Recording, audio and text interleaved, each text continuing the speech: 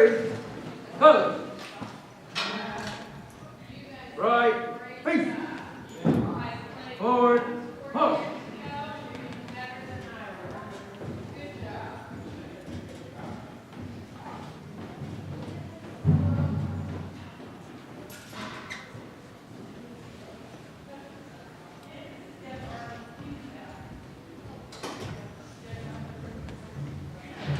Mark time, forward.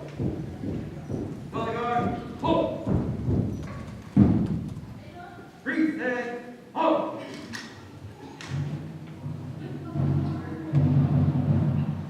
Oh, say, can you see by the dawn's early light what so proudly we hailed, and the twilight's last gleaming, whose rough stripes and bright stars through the perilous fight, for the ramparts we watched were so gallantly streaming, and the rockets red glare, the bombs bursting in air, gave proof through the night that our flag was still there.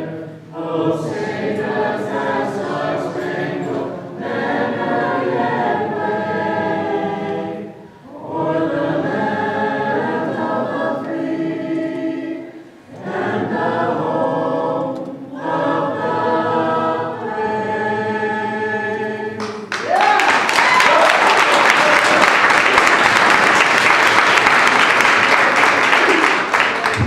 Forward, forward.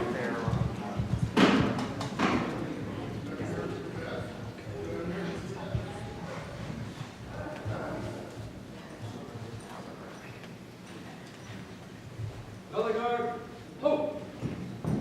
Order, go. Forward, halt.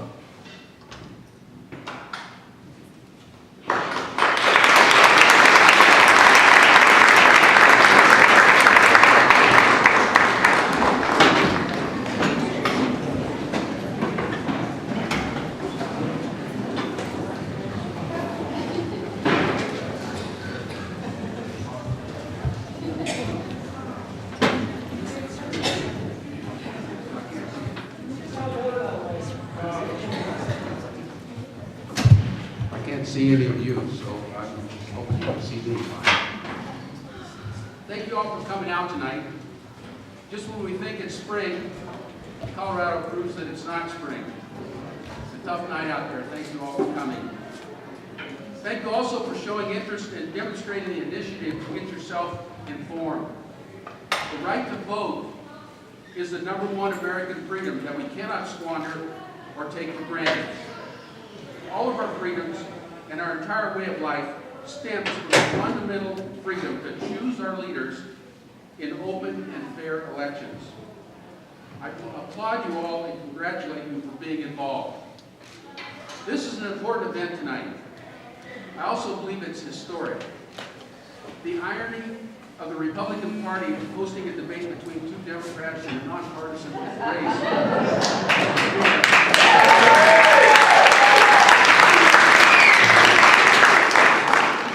It shows our commitment to the process and our willingness to invest the effort to serve the people of Denver whenever the opportunity is presented, even when we don't have a horse in the race, unfortunately. Nonetheless, we are all Denverites first and foremost, and that is why we are doing this tonight. I expect tonight's discussion to be very enlightening and useful to all of us here. But before we begin, I'd like to thank a few people. First off, I'd like to thank Denver Public Schools for supporting this function. The folks that I had to deal with to put this together were all very helpful and supportive and actually gave us some good advice on how to set this thing up. Thank you.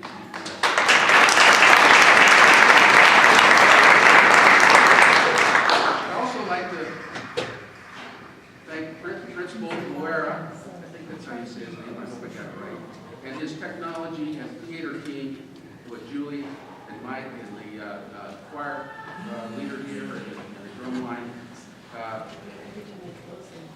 They've all done a great job of helping put this together. together the design we see here tonight. We want to have a classy event, and they've done a good job for us.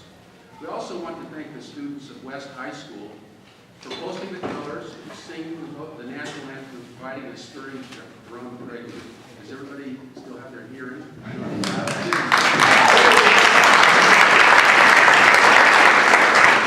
High School has a long and rich history. Some of you have seen some posts or done your own research. I know the school is going through some transitions right now. We talked to the school administration over the last few days, and I think they're doing some great things here, considering the circumstances that we're dealing with today. I wish them the best of luck in charting a successful path and being successful in the long run. High school, they deserve it. I'd like to thank our block party leadership, Nikki Mata and Lori Horn, for their help in conceiving and organizing this event. I'd like to thank the leadership of the Denver Republican Party as they make progress in developing a new and improved leadership. I'd like to also thank the citizens that submitted potential questions and suggestions from literally dozens of different points of view. We had, I'm not sure what the total count was, but it was dozens and dozens of questions submitted through email, on the webpage, and so forth. It's helped us to make this event focus on what you care about, and that was the plan for tonight. I would also like to thank the People's Press Collective, these gentlemen up in the corner up here, for continuing the tradition of capturing and sharing the most important events in the political arena. They will be simulcasting this event tonight on the internet, and I'm told, and I'm sure they will because they always get it right, on YouTube sometime tomorrow morning. Also would like to thank Craig and Dan Kaplis of KHO Radio, KHOW Radio, for moderating this event. We'll talk about that in a little bit more. I'd like to also thank Senator Romer and Councilman Hancock and their extremely professional and helpful campaign staffs. As a previous candidate for House District 1 in 2010, I know how hard it is to campaign for political office.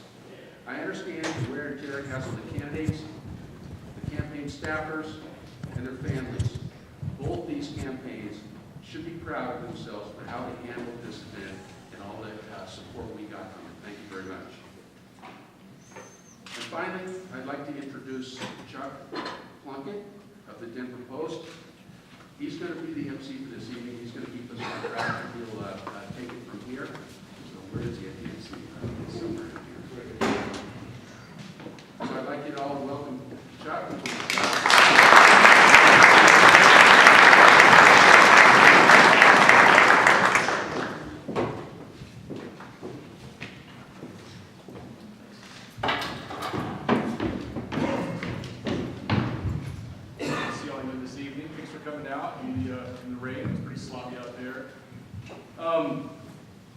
Welcome to one of the first mayoral debates to feature the runoff finalist, Councilman Michael Hancock and former State Senator Chris Romer.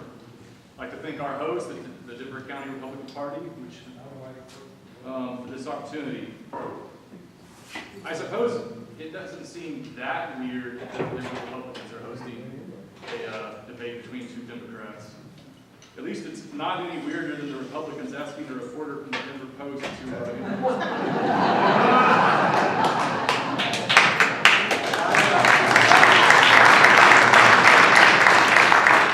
My only insight into the second dynamic is that I'm one of the few members of the mainstream media that Danny Stroud has ever met. As for the second dynamic, it makes perfect sense. The office of mayor is one of the most powerful elected offices in Colorado, and that you guys would want to be informed and make good decisions. It's completely understandable.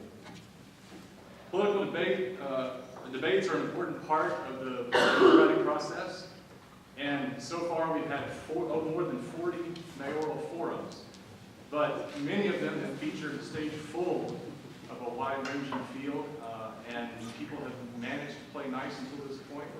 Now that we have a head-to-head contest, it's a little more specific, and the chance to parse differences is greater.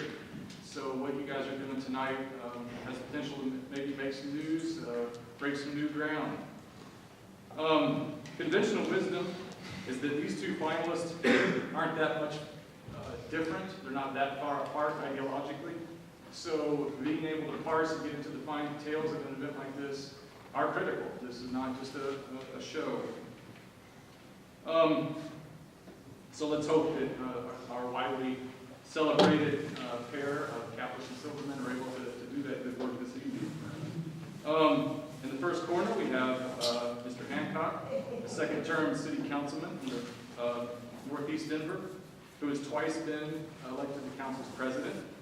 In the second corner, we have Romer, the son of former Governor Roy Romer, a man who built a career in investment banking before being elected to the state senate in 2006. Hancock grew up in an impoverished background in a single mother home, fighting with challenges. But he didn't let that slow him down. He won a scholarship to Hastings College in Kansas, spent several college summers and internships with former Mayor Frederick Pena, gained a master's degree in public service and in public administration from the University of Colorado, Denver, and ran Denver's Urban League office before winning a seat on the council. Romer grew up, as I've said, the son of a popular three-term governor, and he didn't let that slow him down either.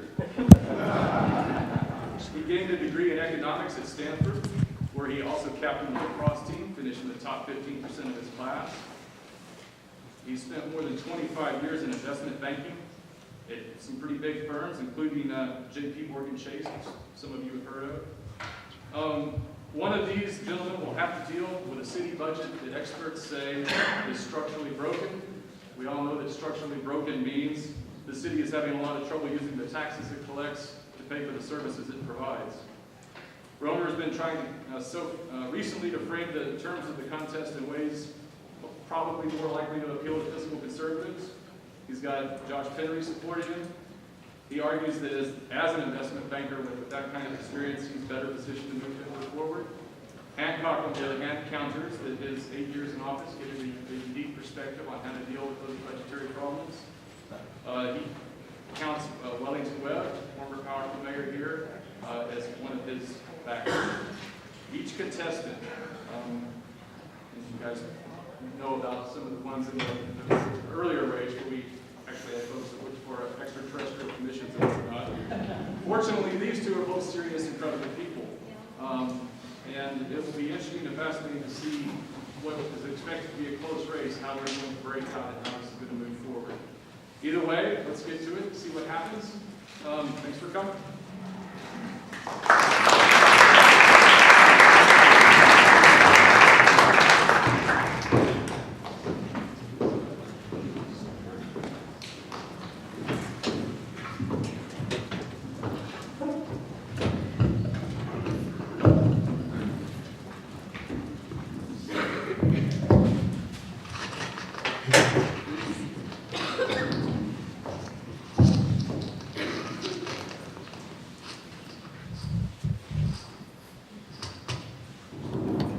Thanks to, they're smart to turn my microphone. Can you hear me?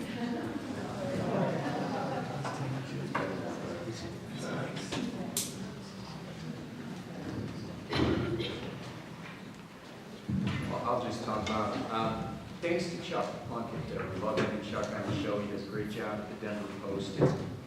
I think he framed this well.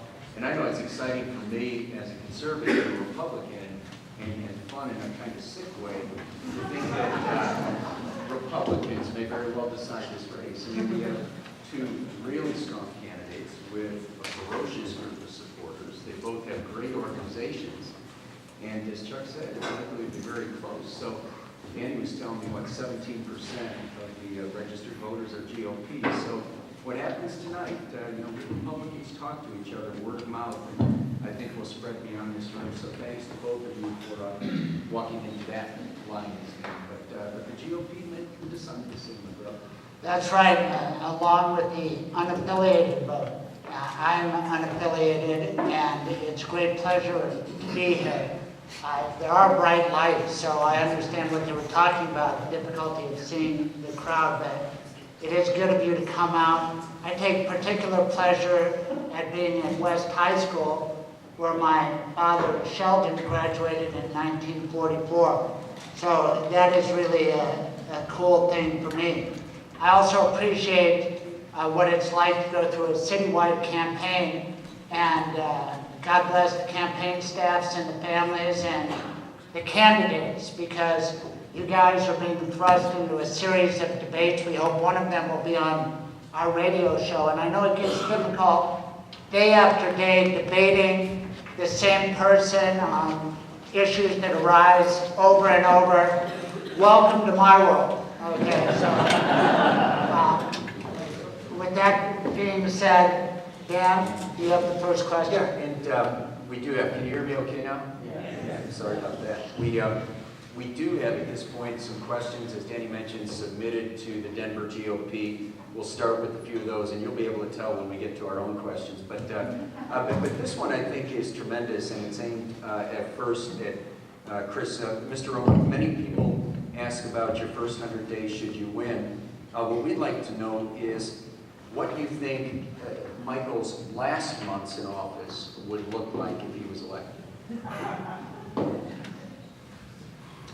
And you know what, Dan, just playing by the rules. Yeah, right. No, as I look at this, you'll all get to ponder that question. There was a 3-minute opening statement, and I don't know in any particular order. Why don't you guys decide? Stage comes before, so go for it.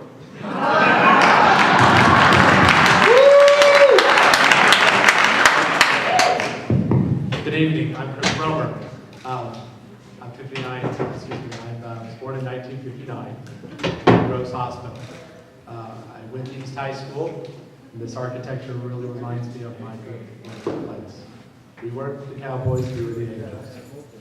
I went off to college in California at Stanford, got a degree in economics, and with my wonderful wife, Lauren, love of my life for 25 years.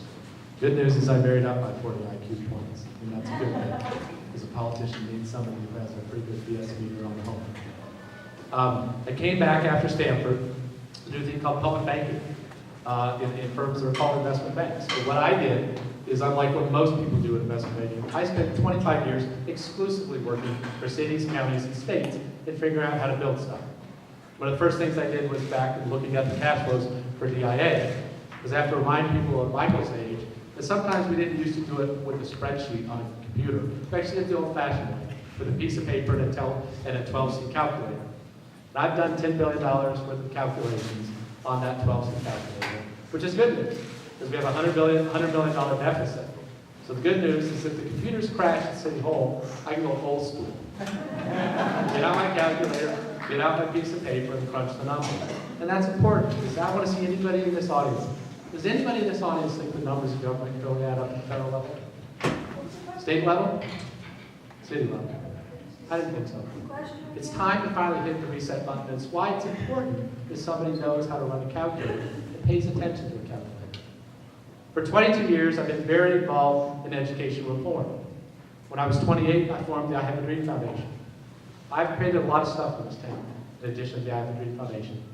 I helped create a school called the New America School, which taught Spanish-speaking kids and Ethiopian and East African kids English. And I actually ran that school for effectively 18 months. And that was important because by the time I got to the state senate, it was really important to understand this issue of language acquisition in schools. And yes, I was an ed reformer. And yes, I stood with the 15 Republicans and 3 Democrats to pass a very important bill that ended tenure as we know it. So that's why Josh Henry, Nancy Spence, Greg Brophy, and an awful lot of Tom Massey understand me. Because it's tough to categorize me. What I'm about is figuring out solutions. That's what I do in politics. I come up with creative solutions to tough problems. And last time we checked, a $100 million budget deficit on a $900 million budget is a big problem. Particularly when it was only Governor Hickenlooper, then mayor, that held back the liberal city council that basically all they wanted to do was do pay raises. Now we have a decision to make. Do you want to continue the same old politics as usual, or do you want to change? You want somebody in there who can say no. Because just like in parenting, being a CEO, being a mayor, sometimes you have to say no. It's an important word when you have to govern. I'm Chris Romer. Love to be your mayor. Thanks.